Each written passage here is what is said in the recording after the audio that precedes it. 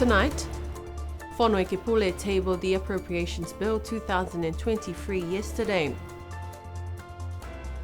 Barge arrives to Niue after a 14-day voyage from New Zealand. And the Niue tourism revives Rally Off the Rock post-COVID. Good evening, I'm Soraya Mangawa, and this is your BCN News. Leading our news tonight, Niue still remains with 6 active cases of COVID-19. According to the last update on Tuesday this week, 1 previous case has been recovered. No new information has been updated on the Niue COVID dashboard, but continue to stay up to date with the latest at covid19.gov.nu. Also on our news tonight, Premier's update of the Whanau, Minister of Finance Honourable Crossley Tatui presented to the Whanoi Ke Pule the Appropriations Bill 2023 for the government's budget for the financial year 2023-2024. The government intends to spend $53.9 million in the new financial year with an $8.7 million deficit. Here's Esther Pavihi with more on this story. In his budget speech, Minister of Finance Crossley Tatui said that this budget shows the economic vulnerability confronting the government with an operational deficit budget of $8.7 million. Mr. Speaker, it gives me great honour to present the annual appropriation bill and the 2023-2024 budget estimates to this noble assembly. It is a budget which shows our economic vulnerability and the risks inherent we must address together with urgency, purpose, and innovation. The budget theme evolves in building resilience through reforms. The government intends to spend $53.9 million in its operational budget for capital projects and recurrent budget of $45,601,000, and it intends to spend $8,308,000 on its investment and development projects. The government also intends to earn in revenue $45.1 million. Minister Tatui said that the budget deficit reminds us that some of our policies are not sustainable. Minister of Finance explained that the reforms of the legal framework for public financial management, which was recommended by a peer review in 2011, was finally initiated in the last Assembly, and that bill will soon be tabled in Cabinet before it is presented to the Whanoi Ke Pule later this year. It provides for fiscal responsibility, the annual budget estimates and appropriation, the control and management of public finances, including the use of government account, borrowing, lending, and investment, accounting, reporting for the government entities, sanctions, and other matters. Most of the members of the Whanoi Ke Pule responded positively to the budget, recognising the challenges facing the government with a large deficit, but also appreciating the commitment of the government not to impose austerity measures. Here is Minister of Natural Resources, Esa Monainu, with part of her response on the budget. As we continue to reflect on the budget and the shortage of funds, personnel capacities, resources, transportation, capabilities, amongst other difficulties, there are never enough funds in our coffers to accommodate all that we wish to achieve. However, we must also be encouraged that through all the challenges, we are still able to remunerate our workers, accommodate our pensions, subsidies for schools, health system, power, and other government infrastructure, and many of our obligations and commitments as a government, and that is with the support of this respected House. I do understand the views expressed, though. There were many comments on no money, absolutely, and absolutely supportive of the comments from all of us in the public service to be more considerate of our work ethics, our respect for national properties, which also impact the budget. I do understand the sentiments by many of the honourable members and appreciate the support as well as recommendations to improve areas that can assist with our budget. Common Role member Sinhemana Heko also spoke about the need to review and update the laws that guide the financial management of public funds, an exercise that was started 3 years ago. In the coming days, as we deliberate over the proposed budget, I hope that this House will make it a priority to look at the outdated nature of the financial laws that govern this sector, and this is crucial. It needs our support if we are looking to improve the rules that will support the work of our Treasury. Our current financial framework may have served us well in the past, but it is imperative that we evolve to meet the challenges of our rapidly changing economic landscape. By enacting comprehensive financial reforms, we can streamline processes, enhance oversight, and promote a culture of responsible fiscal management. As I listened to the Minister's speech this morning, I appreciate the challenges expressed in relation to our very small population base that struggles to service, maintain, and generate activities in our economy. And to this end, I draw attention of this Honourable House to the urgent need to build and increase our population base as a means to generate economic activities and financial returns. All members of the Whanokipule were present at this meeting except for the Minister of Social Services, Minister Sonia Talangi, who is overseas on duty travel. After the first and second reading of the bill was referred to the Public Accounts Committee. The committee will have 2 weeks to discuss the budget estimates with the heads of government agencies before the bill is returned to the Whanokipule for its final reading. BCN News will provide regular analysis of the budget in the coming bulletins right up until the Appropriations Bill 2023 is passed by the Niue Assembly. Premier Dalton Tangilangi's statement at the Whanokipule yesterday relates to his recent trip to meet with India's Prime Minister Narendra Modi in Papua New Guinea. He told the Whano that the government of India has offered to build a dialysis unit in Niue and in other Pacific Island countries, and India will also double its annual support of $200,000 to $400,000. Premier Tangilangi said that the U.S. Foreign Secretary was also at the meeting, but there was no firm commitment from discussions with the U.S. because Niue and the United States do not yet have diplomatic relations. There was also only one motion presented at the Whanokipule yesterday from Common Role Member of Parliament Olaf Doveve Jacobson in relation to derelict houses. The exercise to demolish derelict houses under the public health law has been done in the past, but it came to a stop after challenges from the absentee landowners. The motion was adopted by the members 13-6 who didn't support it. Here's Esther Bavihi with more. The motion calls for the destruction and removal of old, abandoned and derelict buildings that will cause damage during cyclones. The motion stands that this Assembly calls on the Minister responsible for derelict houses on Niue to have them safely removed before the next cyclone season begins.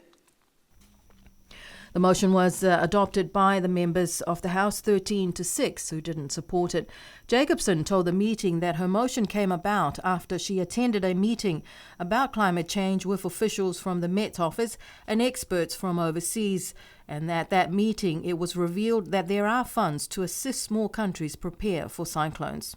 Most members responded positively to the motion, such as former Minister and Common Role member Billy Graham Talangi, who explained that this exercise did take place a few years after Cyclone Hatta in 2004, but it is not just about public health. There are also challenges when it comes to land and the absentee landowners. As is with all motions passed by the Whanokipule, it is now up to the Premier and Cabinet to decide if this motion will be actioned. After much anticipation, the Cronus flat-top barge, along with the tugboat, was finally able to arrive in Niue on Sunday to bring the asphalt plant and paving equipment for the airport runway upgrade project. This is the first time in many years since a barge was seen on Niue waters. It's not often that a large barge is tied up to the wharf, which travelled 12 days from New Zealand with a tugboat before reaching Niue on Sunday. Craig Smart is the community liaison from Downer, New Zealand, talked with BCN News earlier this week about the arrival of the Gronas. The barge is now away from the wharf, it's moored. It's going to be here for some time because when the Olamana arrives, there's some heavy things on the Olamana that we want to get transferred to the barge, and the barge will bring them ashore. The weather, the timing of the ship arriving, all those things are a little bit uncertain at the moment, so we don't have a full detail, but we're expecting the barge to be here for another week or so. And whether it's moored or whether it steams because of rough weather, we don't know, but that's the broad outline of the plan. Daytime public access to the wharf will be closed for the unloading of the heavy equipment. The barge will not be at the wharf overnight, and the public will be able to access the wharf then. The barge is based in Whangarei, New Zealand, but it started this voyage for Downer in Napier, went from Napier to the Chatham Islands to pick up the asphalt plant, which is where it's been working on another Downer project. Then it took the equipment and the asphalt plant from Chatham Islands to Tauranga. Then we reloaded some equipment, some extra things in Tauranga to bring to Niue. So the voyage to Niue was from Tauranga to here, and that took, I think, 14 days. It was a bit longer than normal because there was some rough weather on the way, and also as leaving New Zealand was delayed because of bad weather there. So the whole thing is later than expected, but we're pleased it's got here safely and without damaging anything. If members of the public have any concerns about any of the activities currently underway or proposed or want further details on any aspect of the airport upgrade project, you can contact the Downer at the office at Huihui site or by email. Emeritus Professor of Law from Victoria University, Tony Angelo, is on the island. The purpose of his visit is to conduct an orientation with the new members and the members of the 18th Niue Legislative Assembly. Professor Angelo has been the government's advisor and consultant on matters in relation to the Constitution for many years. Niue is one of the few countries in the world that does not have a law society and have very few legal professionals. On the island right now, there are only a handful of lawyers, definitely fewer than 10, and only one lawyer working in the government's Crown Law Office. For that reason, some of the government's legal advisors are based overseas, like retired Professor Tony Angelo. Yesterday morning, he spoke to BCN News about what he does for the Niue government and something that he's been doing for many, many years. I'm there as a point of reference, so if an issue arises of a constitutional nature, I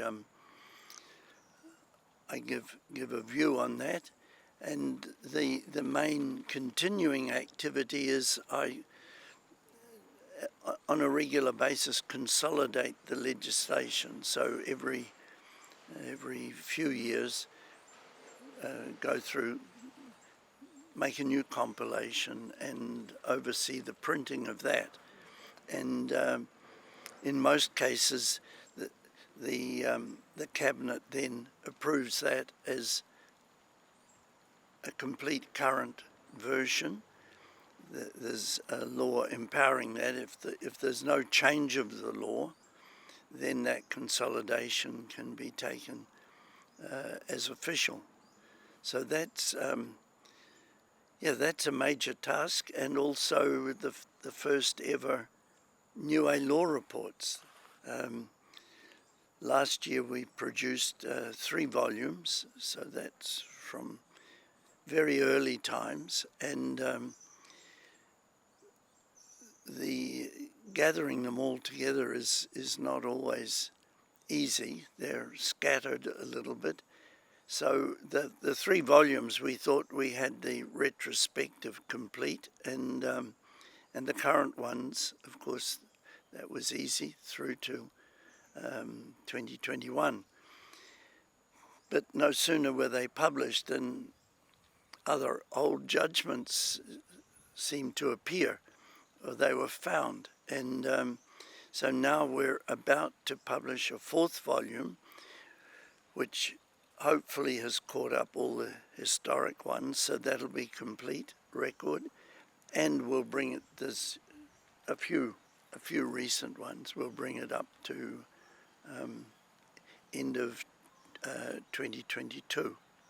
As Niue's constitutional advisor, this was an opportunity to ask Professor Angelo about some of the decisions of the Niue Assembly in previous years that many people are still not quite sure about, such as the position of members assisting ministers. BCN News asked the professor to explain, as some people still question the legitimacy of these positions, members assisting ministers, or MAMs.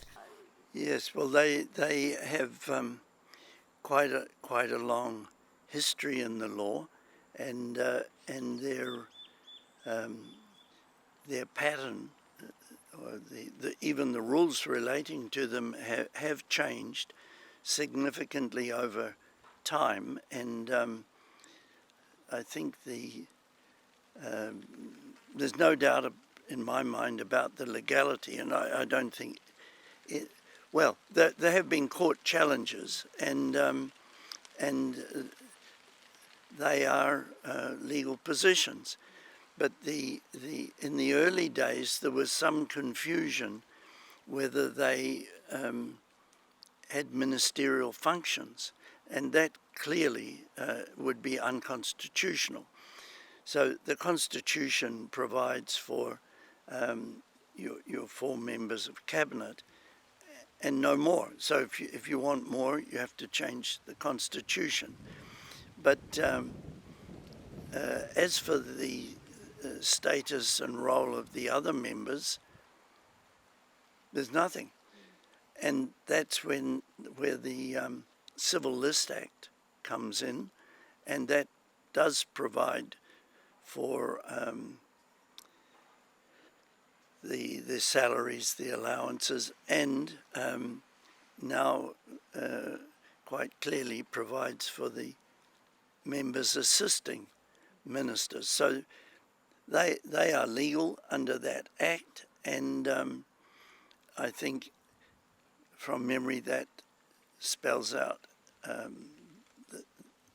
the maximum number there may be, and also their remuneration. On the aspirations of the new government to seek full membership to the United Nations, Professor Angelo said that this is a highly political issue at all levels, including the United Nations Assembly. On the aspirations of the government to amend the Constitution, to change the name of the Premier to Prime Minister, and perhaps increase the number of cabinet ministers, I asked him how this may be done. Well, that'll be up to, in the end, up to the Assembly. But there is a Constitutional Review Committee, so I guess it would be referred to that committee, and whether they have a blank check, or whether, if there are some clear ideas along the lines you've mentioned, whether they're also given a brief to explore those specifically, which would, of course, give them direction rather than let's think up what might be nice. And then, as indicated earlier, engage the community, and of course the community support is needed. So it's a big effort if the approval doesn't come through. So yes, I would think yes, a lot of energy has to be put in to make sure that people understand what would be achieved by the change, why it is basically important for the future of the state, and yes, and just encourage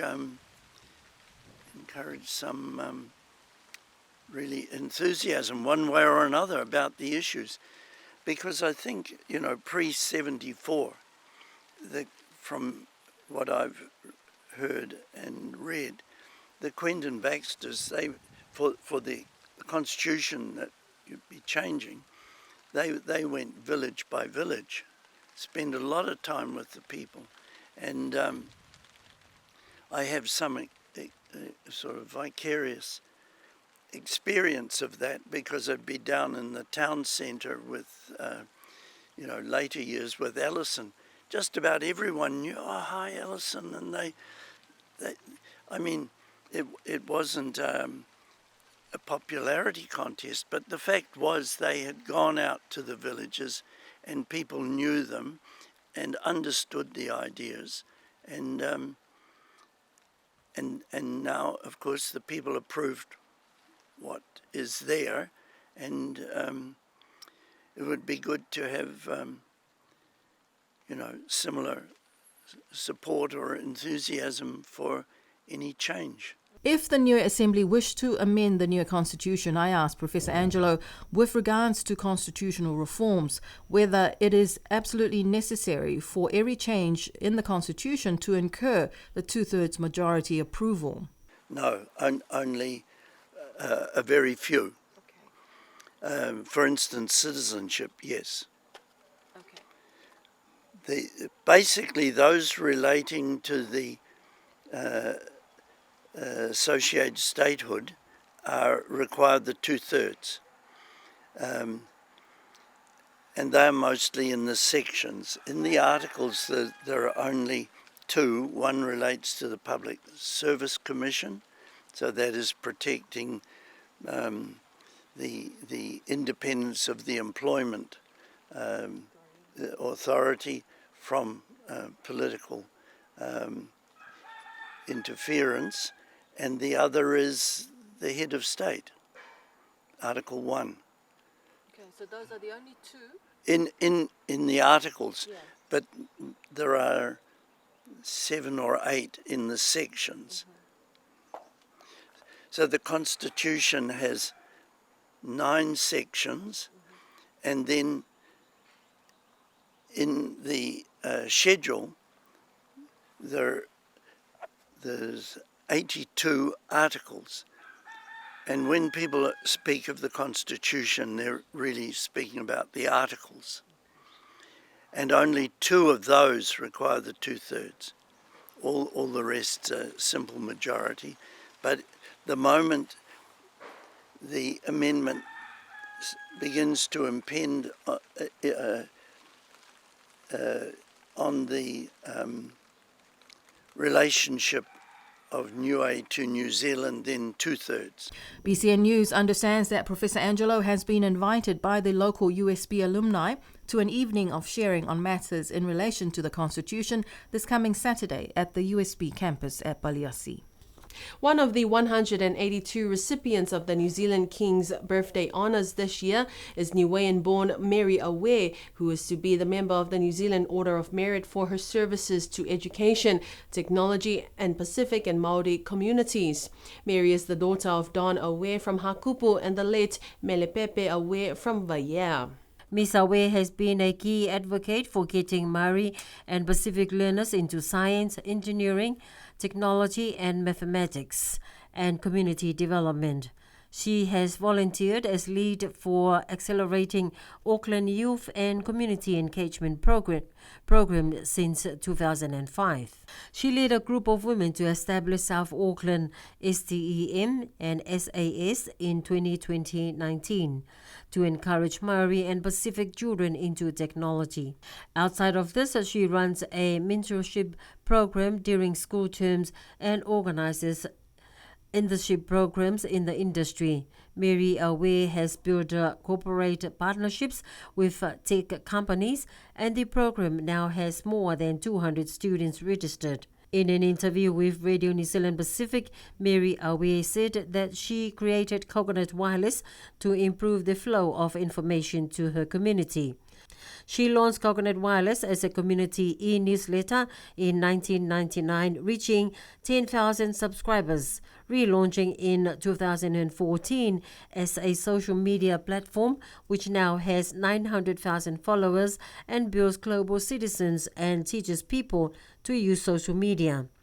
Awe said she was originally going to decline the award as there were a lot of people in the community who do not get recognized behind the scenes. I have to thank my family, my friends, and the amazing community that we're all part of. The Rally of the Rock yesterday saw a lot of great potential and competitive bikers, but only the fastest who completed each of the 5 stages in total won the rally. It was a great day for all 24 local competitors who covered a total distance of just over 32 kilometers, biking from Mutalo to Avasele. Here's more on this story. The Rally of the Rock began at Mutalo Village Green early yesterday morning. There were 5 speed stages. The first stage began from Mutalo to Lakepa. The second stage was from Lakepa through to Alofi, stopping midway at Kokakoka. Third stage went on to Paliasi Niue High School, where the fourth stage began going through Hakupu Road, reaching the bush track to the final stage 5, going to Talamaitonga Avasele. A lot of great potential and competitive bikers, but only the fastest who completed each of the 5 stages in total won the rally. For the women's category, coming in first place was Saraya Mangawa from Lakepa. Second place went to Victoria Pusimani Kalauni, and third place to Julie Faitala, both from Tuapa Village. For the men's category, all high school students, leading number 1 was Apisinia Kosmanawa from Alofi and Lakepa. Second place went to Jetson Sekimotu from Avasele, and third place went to Malaki Bon from Hakupu. According to Niue Tourism Director Maika Fuhinio Viviani, Niue Tourism are happy to have the rally event happening again post-COVID. This year saw 24 local competitors take on the challenge, and we look forward to building on this number next year, as the event will also be marketed overseas to attract overseas visitors to participate. Congratulations to all who took part in the rally event. Today is World Oceans Day, June 8th, with the UN theme of Plant Ocean Tides Are Changing. There was no official release from the government as to how it will mark the World Ocean Day 2023, but Niue has solidified its place in the world as one of the only countries to commit 100% of its exclusive economic zone and territorial seas as a marine conservation area. In 2017, as Minister of Environment, Honourable Dalton Dangelangi has announced the Moana Mahu commitment of 40% of the island's economic exclusive zone and territorial seas as a marine conservation. And in 2022, an historic commitment was made by Premier Dalton Dangelangi, announcing the bold move to commit 100% of the island's exclusive economic zone, EEZ, and territorial seas to marine conservation in an initiative called Niue Nukutulea Multiple Use Marine Park. Graduating the 2017 Moana Mahu Marine Conservation Area to Niue Nukutulea Multiple Use Marine Park with 100% commitment to marine conservation. Over the long weekend, the villages of Hakupu and Mutalo held their annual Village Marine Day. Hakupu on Saturday and Mutalo on Monday. According to village representatives, it was a great day to see the community come together and enjoy a day of fishing. Here's more on this story. According to Natasha Toyono Tohovaka on a Facebook post, the Hakupu Marine Day theme was paddling for the future. She said even though there was no reef fishing today, we managed to get the kids down to Tuhia to watch all the fish coming back from boat and waka fishermen. Tolana Siatanga landed the heaviest fish haku at a whopping 60 kgs. For the Mutalo Marine Day, according to Florence Maureen Milikitama, the Mutalo Village Council Secretary, the Mutalo Marine Day is different from other village marine days who usually host their Marine Day before the show day. However, Mutalo held theirs on Monday to utilize the King's birthday public holiday. Maureen says that this year, however, we pay tribute to late Akisietu for his ongoing support to the Mutalo Marine Day over the years as VC member and continue after he came out of the village council. Clayton Williamu won first prize for Wahakula, second prize went to Bob Jr. Talangi, and third to Tom Jr. Misikea. It was a great turnout given that only a few fishermen caught fish, says Maureen. Photo credits to Natasha Toyono Tohovaka for the Hakupu Marine Day and Florence Maureen Melikitama for the Mutalo Marine Day used in this story. And before we end our news tonight, on Saturday this week will be the annual Village Show Day of the village of Hakupuatua, inviting all locals and tourists to come and join their festivities on Saturday. And that is our news bulletin for tonight. I'm Sarai Mangawa. Have a safe weekend.